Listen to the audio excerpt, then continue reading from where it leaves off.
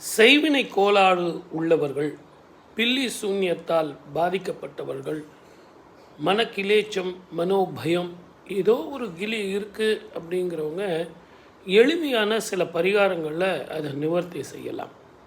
அந்த மனோபயம் துப்புரவாக போகும்.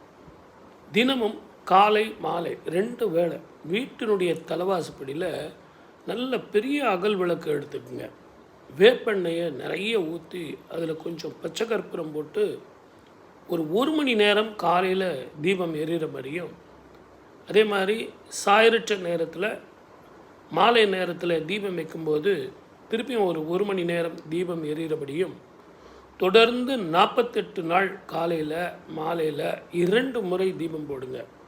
முதல்ல அந்த வேப்பெண்ணெய் வாசமும் பச்சை கற்பூர வாசத்துக்கும் பில்லி சூன்யம் செய்தவர்களை பாதிக்கும், வீட்டுக்குள்ளே அண்ட விடாது. செஞ்சு தான் பாருங்கள்.